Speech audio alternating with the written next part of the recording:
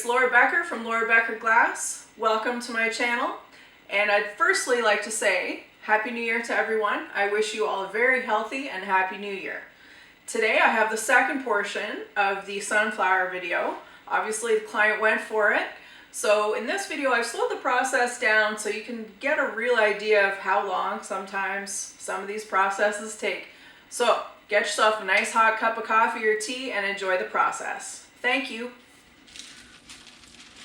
Okay. So after I've looked at this for a little while, I think this is a little too complicated as far as labor goes. This is going to cost a lot more than it needs to. I think I can simplify this design by only utilizing one of these flowers on each panel. So I think I'm going to just change the design a little bit. So I've retraced my framing here. And I'm just generally, I think I'll use this bottom one. I like the lines here. We'll start with that. So I'm just going to trace this out and then I can continue these lines out and it'll just give us more openness at the top and less detail, and I think that will cut the labor back by a large amount. So I'm just going to trace this again and we'll go from here.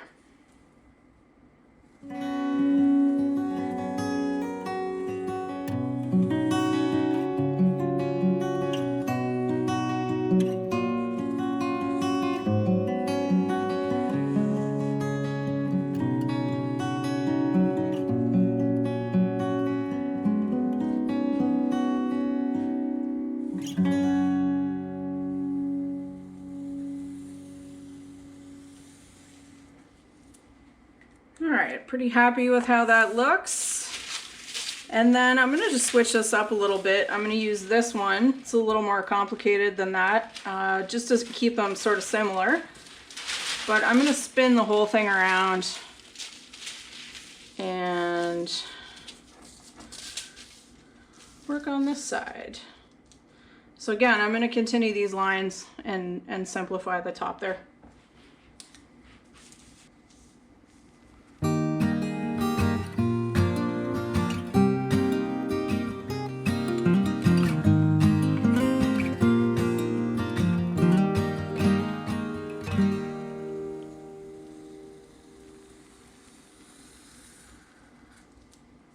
So this is the finished line drawing. I'm going to, make it a little neater.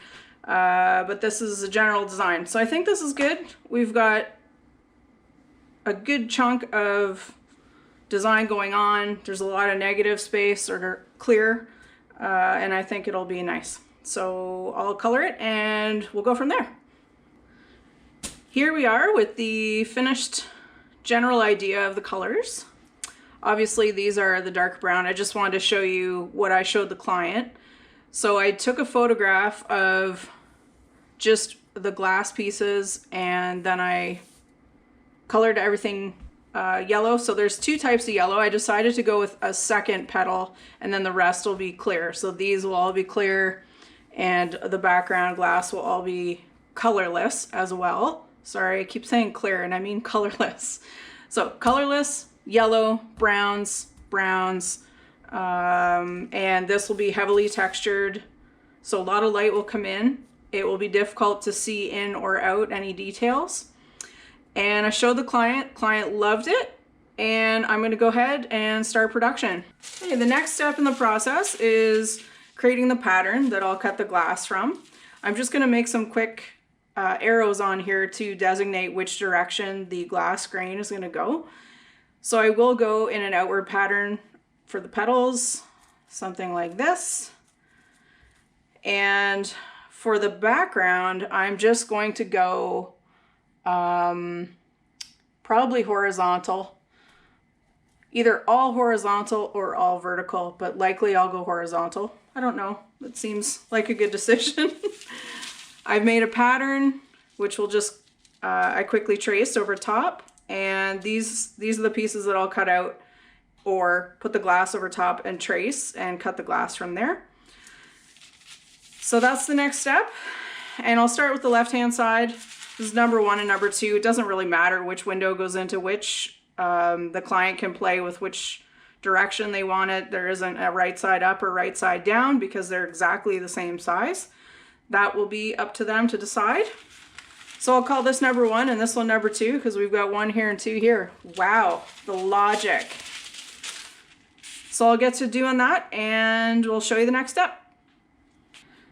Okay, before I get into cutting the glass, I just wanted to show you what it looked like with all of the glass pieces back in. Obviously these are just rough. I still have to do all the grinding, but I'm going to do all the glass cutting first and then do all the grinding together and then do all the foiling together and then do all the soldering together. So there's no point in me grinding these and then having to go back and grind them.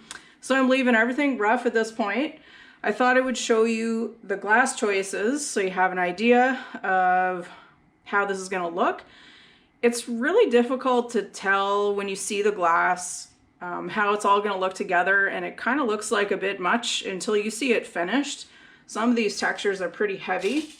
So to start, I've got that really opaque yellow, very intense yellow. So that'll be the petals that are closest to the center of the flowers.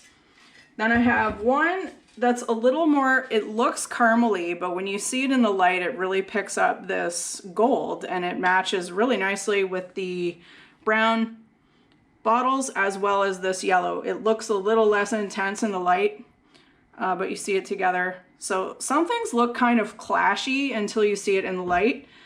And because this is such a small amount, I'm not that worried about it. If this was the background and I was using a yellow, that'd be way too much.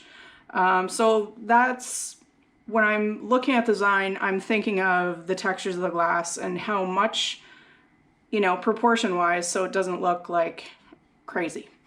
So those are the 2 colors I'm going to use. And then I'm going to go with a really wild, it kind of looks like a windy sky. It's very difficult to see this texture. So close up, you can see things quite easily, but once you get further away from it, everything gets really obscured. So this is kind of a wild pattern, and combined with everything else, it should look really cool all together. So these are my choices, and next will be the pattern cutting. I'll show you a little bit of how I do that, and then I get right to cutting the glass. I've drawn up the pattern, which is basically copying what was underneath, and I realize now I missed a few spots. That happens. I would have realized it eventually. So when I have an area that already has a piece of glass cut, this is just something I do. Not everyone does this, but if I don't have to cut this piece out, I'm just going to put an X in it. So this signifies the bottom of a bottle. That's marble, that's a mosaic, that's a marble. I'm not quite sure what I want to do about these little pieces. I might add a little piece of mirror or copper in here. I don't make all the decisions before I start. I like to wing it a little bit. So I'll probably add copper realistically, just because it'll go really nicely with the bronzes and the golds. And so that's generally anything I don't have to cut out, I will put an X through so I won't cut it out. When I'm cutting out these large sections that are going side by side, this is not the most economic way to cut glass, but I find it really makes a big difference in the finished product, is I try and use a solid piece of glass, and I will print out or I'll trace out, sorry, I'm losing my marble. I'll trace out the shape out of a solid piece. So that way there's a continuation of the flow of what's happening here. Obviously this piece isn't long enough. So I have a couple choices here. I can kind of fudge it in this area here, or I can get obviously a longer piece of glass and try and just cut it out from one piece of glass. Likely because this is a pretty regular but irregular pattern, it's pretty funky. I think it would be difficult to see in these smaller areas that it's not actually lining up. It will be noticeable in a larger area.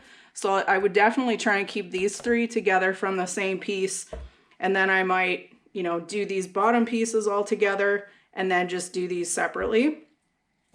Obviously this isn't going to be enough to do the whole piece. I'm just showing you which glass I'm going to use here. So I would probably cut all these out, these large pieces, so it's very obvious that they're from the same piece. And then I'll go back and do, if I can get this one in with those, that'd be great, and just leave these 3. So we'll see mathematically. And sometimes you go to cut something and it just does not want to cut the way you want it to cut. So mistakes are made and you sort of have to go with the flow, as they say. Hopefully it will cut the way I want it to cut, but I just wanted to tell you my logic of having that flow. So the reason why I put them all in one direction is if I have this one this way, this has a very heavy texture, and then I put this one this way, because it fits better on the glass to cut it out, it's gonna look weird. There's just one piece going this way, one piece going this way.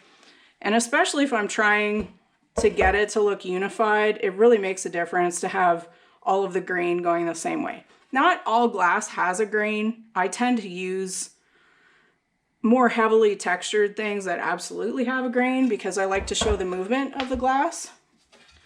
Obviously in a piece like this, grain's going this way. This is a really heavy texture, you can hear that, but this side's really smooth. So this is the side that I would cut. And this is the side that's going to be up against the window itself. And then on the third piece, this one is flatter, and this one's very difficult to see that there's a grain, but I know it's there, so I'm gonna cut it in the way that I can see it. And that's generally what I have to say about grain and movement. It's time to start tracing. Obviously, because this is an opaque glass, I cut out the pieces so I can lay them on top, much like a sewing pattern. I like to use the Sharpie, the paint pen.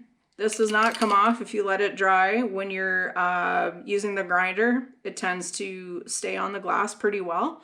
I know different people do different things. Some people glue these pattern pieces down and will cut around them. Some people use the same pattern over, so they'll use a thicker cardstock or some better paper. I just use tracing paper. This is actually exam table paper. It comes in a giant roll. I don't tend to ever reuse anything, so I use inexpensive and thin paper. And you can use a Sharpie, you can use paint pens, you can use whatever will stick to the glass. Again, I tend to use the paint pen because it's not water-based and it stays on the glass a little better. So even though these are all going in the same direction, obviously the petals will go out like the sun, but I don't have to have them on the glass that way. I just want to show that direction of the glass. So I'm going to fit these in as best I can, and then I'll just cut them out from there. Okay, so I'm not going to get too far ahead of myself. I'll just do this color and then I'll cut these all out and I'll place them generally where they're going to belong, and then I'll move on to the caramel colors next, and then I'll do the clear at the end.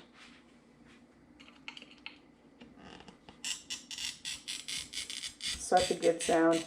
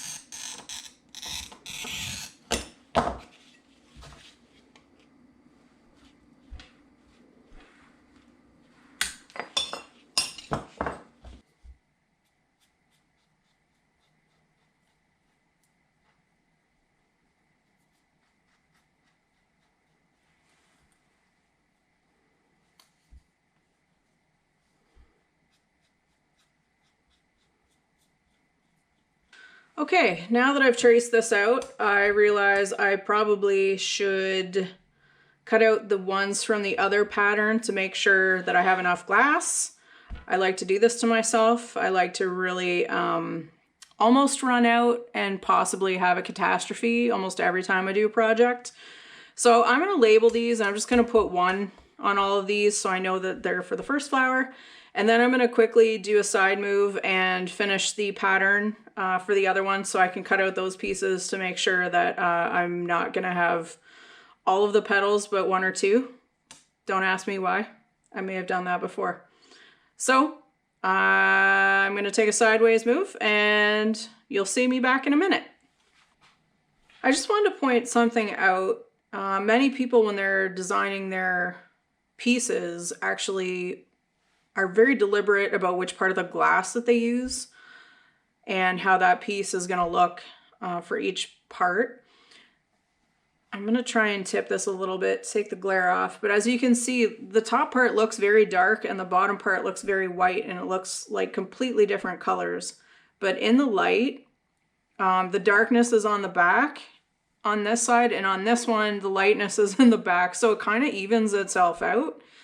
And because I tend to do very organic, natural looking things, I'm not that concerned about the perfection of how everything matches and lines up, because in the end, it always works out.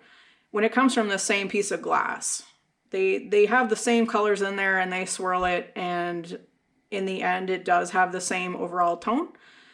But I just wanted to show you that, you know, some people might choose a very, like this is a kind of an interesting piece, looking piece in the light. In the dark at night, this would look very interesting, but with the light behind it, that detail almost gets washed out, and it's sort of a butterscotch gold tone. So doesn't really matter for what I'm doing, I don't think. There are a lot of pieces of glass that are really wild and there are massive changes of color. That's different, but this one is pretty, has a sort of medium tone throughout when it's lit from behind, so I'm not that concerned about it.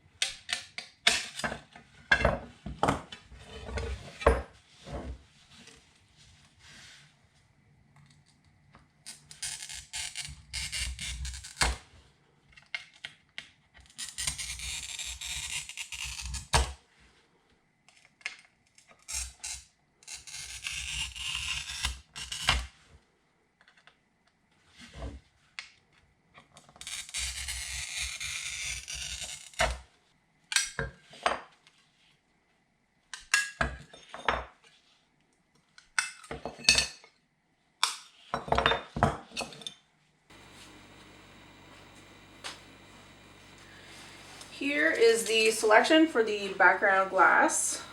I changed my mind, which happens sometimes. So this one is kind of looks like raindrops. It's pretty neat looking. It's a little simpler in texture, so I think I'm going to go with that one. And obviously I got a nice big piece here, so I'll be able to cut a larger section at a time and be able to cut it out of one single piece. Although this doesn't really have a grain to it. It's pretty random. It doesn't really need to be cut in this order, but I'll probably do it that way just because I like to do it that way.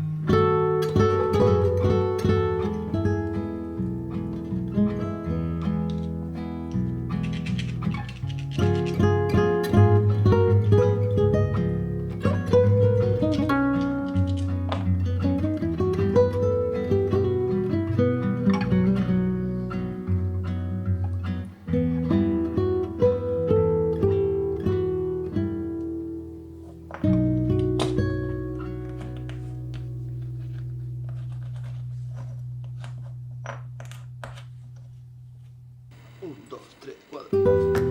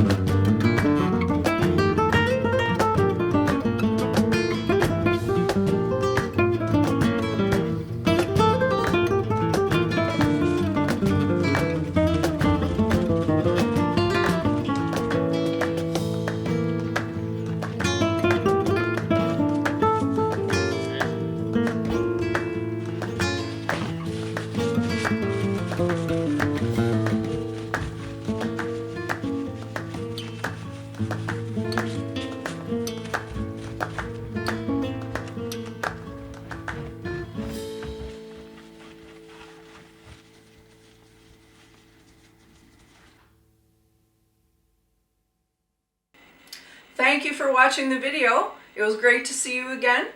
If you like what you see, please buy me a coffee so I can make more videos for you. Thank you and have a great day. Bye.